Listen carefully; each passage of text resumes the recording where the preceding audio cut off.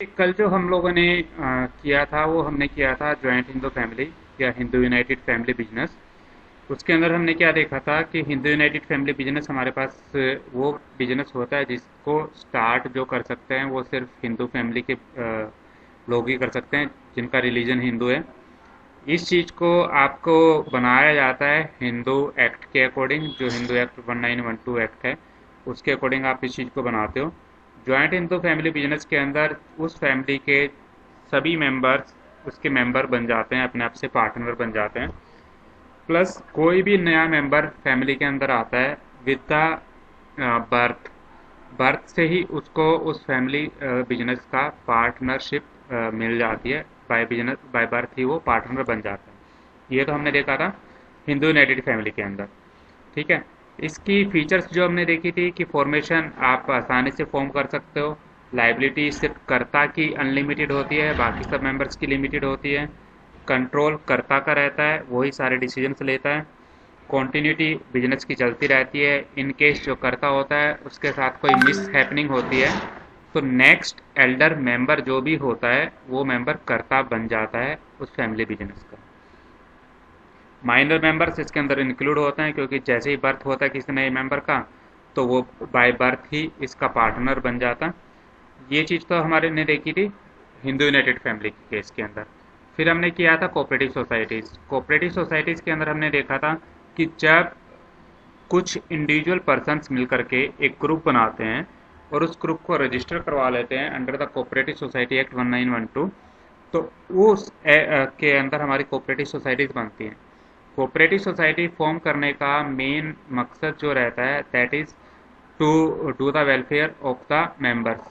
जितने भी मेंबर्स होते हैं उनके वेलफेयर के लिए हम काम करते हैं। क्योंकि जब आपके पास बल्क के अंदर कोई सामान खरीदा जाता है तो हम लोग उस चीज़ के लिए को सस्ता मिलता है हमें वो सामान, और फिर उस चीज़ को डिस्ट्रीब्यूट किया जा सकता है अपने मेंबर्स के बीच के अंदर। तो हमारे को वो चीज़ें सस्ती पड़ती हैं तो उस चीज़ से लेकर के हमारे जो होता है बेनिफिट हम लोगों को मिल जाता है जितने भी मेंबर्स होते हैं। इसकी फीचर्स हम लोगों ने की थी। फीचर्स के अंदर हमने देखा था कि वॉलेंटरी मेंबरशिप, हर एक मेंबर इसका वॉलेंटरी मेंबर होता है। जो बनना चाहता है वो खुद जाकर के अपनी फ़ीस सबमिट करवाता है, उसके ऊपर किसी तरह का कोई दबाव नहीं होता है उसको ज्वाइन करने के लिए। सेकंड हमने देखा था लीगल स्टेटस। क्योंकि सोसाइटी को रजिस्टर करवाया जाता है तो एक सेपरेट एंटिटी इस बिजनेस की बन जाती है, तो रजिस्ट्रेशन के बाद से एक लीगल स्टेटस मिल जाता है उस कोऑपरेटिव सोसाइटी को। थर्ड हमारे पास था लिमिटेड लाइबिलिटी। क्योंकि अब एक सेपरेट आइडेंटिटी इसकी बन गई है, एक सेपरेट लीगल स्टेटस इसका बन गया है, तो जो मेंबर्स होते हैं उन मेंबर्स की लाइबिलिटी लिमिटेड होती है और उनकी जितनी उन लोगों ने इन्वेस्टमेंट की होती है उससे ज़्यादा उनकी लाइबिलिटी नहीं होती है।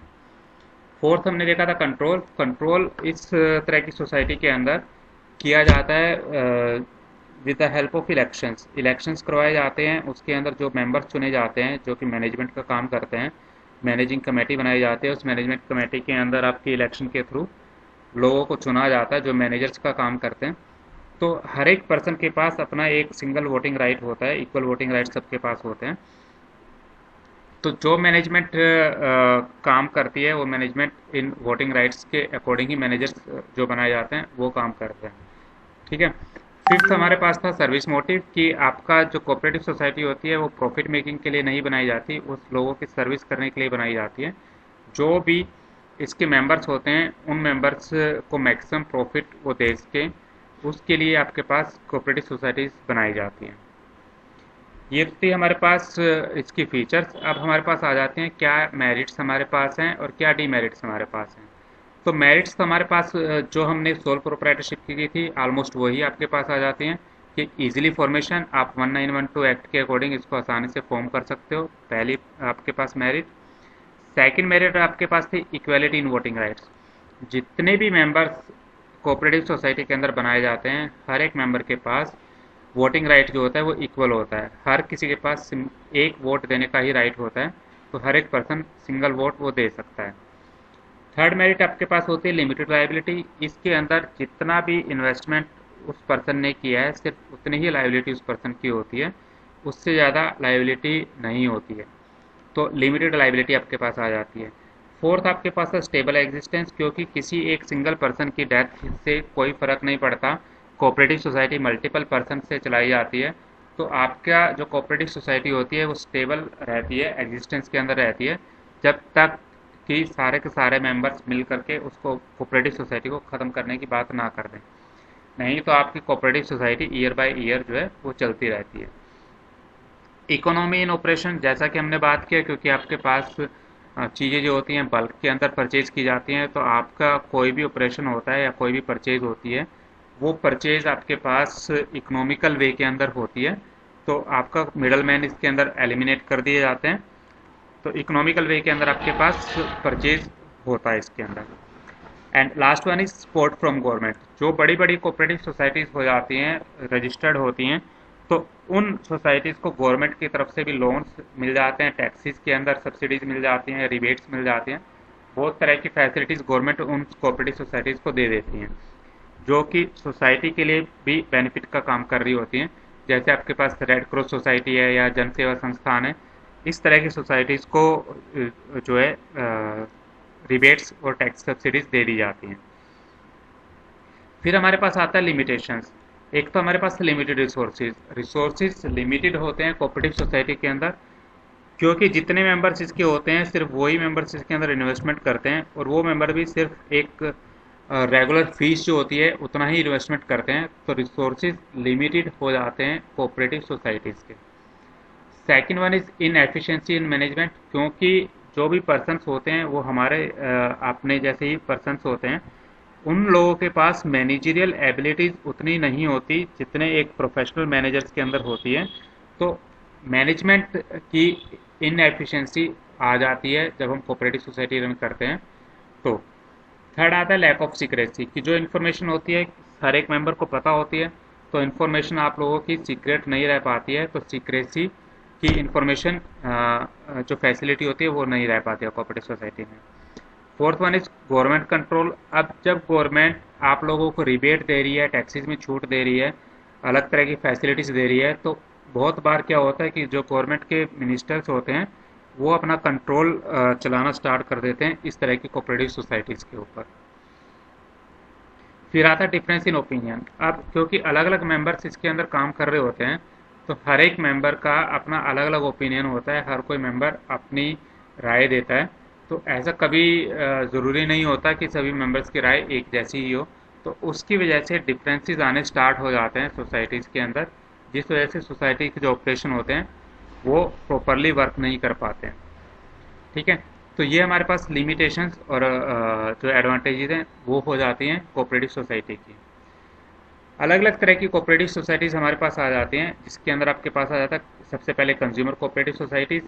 ये कंज्यूमर कोऑपरेटिव सोसाइटी जो होती हैं वो एस्टेब्लिश की जाती हैं ताकि जो कंज्यूमर्स हैं उन कंज्यूमर्स को इंटरेस्ट को प्रोटेक्ट किया जा सके, आपके जो गुड्स और प्रोडक्ट्स हैं उनकी क्वालिटीज़ को इंश्योर किया जा सके, तो उसके लिए कंज्यूमर कोऑपरेटिव सोसाइटीज़ बनाई जाती हैं। दूसरा है producer cooperative societies. Producer cooperative societies जो छोटे छोटे प्रोड्यूसर्स होते हैं वो सब मिलकर के अपनी सोसाइटी बनाते हैं, ताकि वो अपना जो सामान है या गुड्स हैं उस चीज़ को एक जगह इकट्ठा होकर के सेल कर सकें, प्लस जो उनका रॉ मटेरियल होता है वो रॉ मटेरियल इकट्ठा होकर के परचेज कर सके, ताकि उनको वो रॉ मटेरियल सस्ता पड़ जाए। तीसरी तरह की आपके पास आती है marketing cooperative society. Marketing cooperative society आपके पास जो छोटे प्रोड्यूसर्स होते हैं वो अपने प्रोडक्ट को सेल करने के लिए बनाते हैं, ताकि वो एक जगह जा कर के मार्केट कर सकें सारे के सारे अपने प्रोडक्ट की। दूसरा जो सेलिंग कॉस्ट आती है, वो सेलिंग कॉस्ट जब एक साथ मिलकर के की जाती है तो कोऑपरेटिव सोसाइटी के अंदर सेलिंग कॉस्ट आपकी कम हो जाती है, जिससे रीजनेबल प्राइस के ऊपर आप आउटपुट जनरेट कर सकते हो। फिर आता है फार्मर्स कोऑपरेटिव सोसाइटी। ये फार्मर्स मिलकर के बनाते हैं ताकि उनकी जो इनपुट और आउटपुट कॉस्ट होती है वो कम हो जाए। फिफ्थ तरह की आपके पास आती है क्रेडिट कोऑपरेटिव सोसाइटी। ये सोसाइटीज बनाई जाती हैं ताकि लोगों को आसान टर्म्स के ऊपर लोन जो है वो दिया जा सके, क्रेडिट फैसिलिटी उनको दे दी जा सके। जिन भी लोगों को फाइनेंशियल हेल्प चाहिए होती है तो ये सब लोग मिलकर के अपनी तरफ से एक कोटा बना लेते हैं और उस कोटा में से फाइनेंशियल हेल्प कर दी जाती है अपने ही मेंबर्स की, जिन लोगों को ज़रूरत होती है। फिर है housing cooperative society. Housing cooperative societies आपके पास बनाई जाती हैं ताकि जो घर हैं वो रीजनेबल रेट के ऊपर कंस्ट्रक्ट करके दिए जा सके। जितने भी हाउसिंग सोसाइटीज़ बनती हैं वो सारी की सारी हाउसिंग सोसाइटीज़ कोऑपरेटिव सोसाइटीज़ के ही पार्ट होती हैं। जैसे आपके पास हुडा एक है कि अ, हरियाणा अर्बन डेवलपमेंट कॉरपोरेशन जो है, ये भी एक तरीके से आपके पास कोऑपरेटिव सोसाइटी ही है जो लोगों को अफोर्डेबल हाउसिंग जो है वो प्रोवाइड करवाती है। ठीक है, तो ये हमारे पास अलग अलग टाइप्स हो जाते हैं, हर एक का अपना अलग अलग एम और फंक्शन होते हैं, वो आप लोग पढ़ सकते हो। तो ये तो हमारे पास थी कोऑपरेटिव सोसाइटी। इसके बाद हमारे पास आ जाएगा शायद पार्टनरशिप फर्म आपके पास होना चाहिए, इसको चेक कर लेते हैं।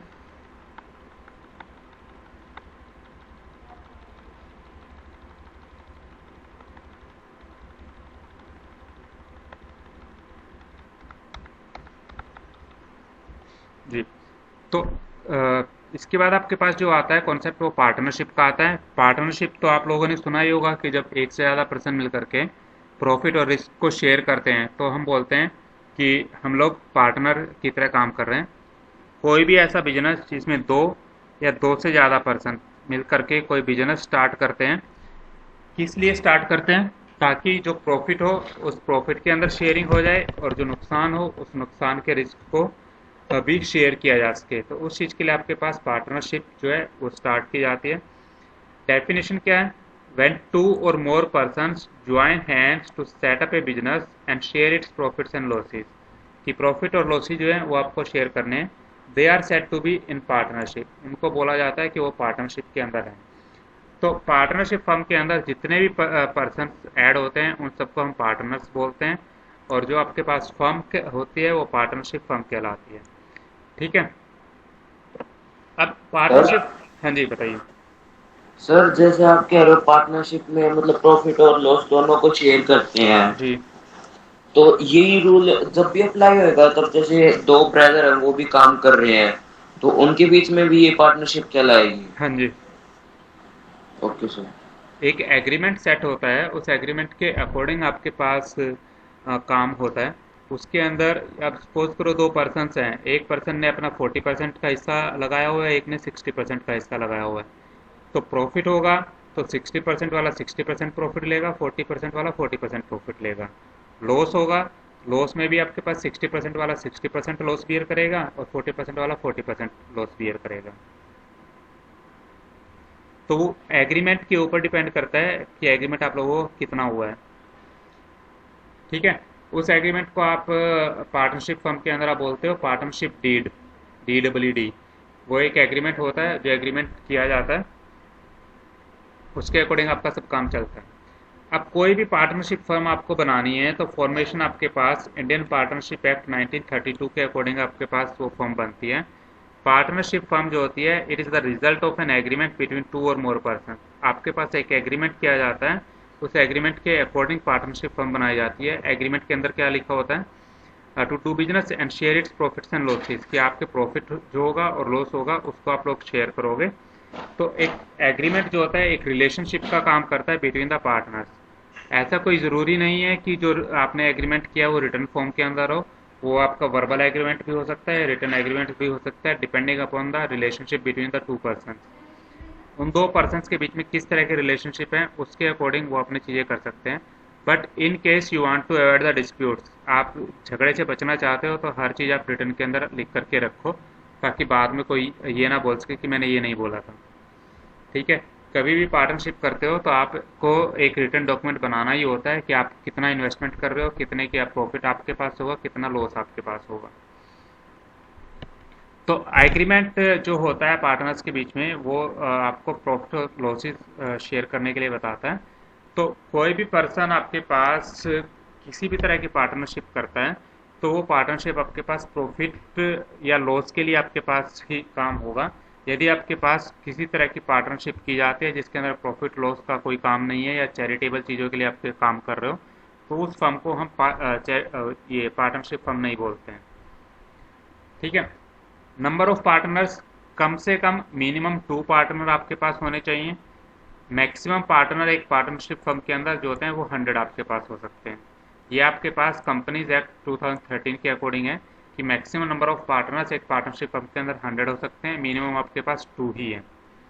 ठीक है, उसके बाद आपके पास लाइबिलिटी। लाइबिलिटी अनलिमिटेड ही होती है, क्योंकि जो पार्टनर्स होते हैं यदि किसी तरह का नुकसान होता है तो हर एक पार्टनर को अपने पर्सनल प्रॉपर्टी भी बेच करके जो डेब्ट्स होते हैं उन डेब्ट्स को चुकाना पड़ेगा। तो लाइबिलिटी दोनों ही पार्टनर या जितने भी पार्टनर्स होंगे हर पार्टनर की अनलिमिटेड रहेगी, किसी भी पार्टनर की लिमिटेड लाइबिलिटी नहीं होती है। ठीक है। फोर्थ हमारे पास आता है रिस्क बेयरिंग। रिस्क बेयरिंग क्या होता है कि जितना परसेंट के वो पार्टनर हैं उतना परसेंट का रिस्क उनको बियर करना पड़ेगा उस रेशो के अंदर जिस रेशो के वो पार्टनर हैं बिजनेस फर्म के अंदर। यदि 50-50% के पार्टनर हैं तो 50-50% प्रॉफिट और लॉस रहेगा। यदि आपके पास 20-80 के पार्टनर हैं तो 80-20 के रेशो के अंदर। तो जिस भी रेशो के अंदर आप पार्टनर हो उस फर्म के अंदर, उस रेशो के अंदर आपका रिस्क बेयरिंग चलेगा। डिसीजन मेकिंग एंड कंट्रोल, कि जितने भी पार्टनर होंगे हर एक पार्टनर के पास डिसीजन मेकिंग की पावर होती है और कंट्रोल होता है। तो कोई भी डिसीजन लिया जाता है तो सारे के सारे पार्टनर मिल करके डिस्कशन करके म्यूचुअल कंसेंट से डिसीजंस लेते हैं और ज्वाइंट एफर्ट से उस फर्म को मैनेज किया जाता है। कॉन्टिन्यूटी, यदि सिर्फ दो ही पार्टनर हैं उनमें से किसी एक के कुछ हो जाता है तो पार्टनरशिप फर्म जो होती है वो डिसॉल्व हो जाती है। यदि आपके पास मल्टीपल पार्टनर्स हैं और फिर आपके किसी एक पर्सन को कुछ होता है तो आपकी पार्टनरशिप फर्म जो है वो चलती रहती है। तो रिमेनिंग पार्टनर्स जितने भी होंगे वो उनके ऊपर है कि वो पार्टनरशिप फर्म को कंटिन्यू करना चाहते हैं या नहीं करना चाहते, डिपेंड अपॉन देम। ठीक है। पर यदि सिर्फ दो ही पार्टनर थे तो एक पार्टनर यदि की डेथ हो जाती है तो पार्टनरशिप फर्म आपकी डिसॉल्व हो जाएगी। फिर है म्यूचुअल एजेंसी। म्यूचुअल एजेंसी का मतलब क्या है कि जो भी पार्टनरशिप फर्म कैरी की जाती है वो हर एक पार्टनर की म्यूचुअल कंसेंट से की जाती है। हर एक पार्टनर से डिस्कशन किया जाता है कि वो पार्टिसिपेट करना चाहता है या नहीं करना चाहता, वो उस रिलेशनशिप पे रहना चाहता है या नहीं रहना चाहता। तो विद द म्यूचुअल कंसेंट आपके पास पार्टनरशिप फर्म को सेट किया जाता है, उसको चलाया जाता है, उसके अकॉर्डिंग ही डिसीजंस आपके पास लिए जाते हैं। ये आपके पास फीचर्स थी पार्टनरशिप फर्म की। इसकी मेरिट्स और डीमेरिट्स हम लोग कल करेंगे। तो आज के लिए हमने सिर्फ इतना ही करना है। इसमें कोई प्रॉब्लम है तो आप लोग बताइए मेरे को।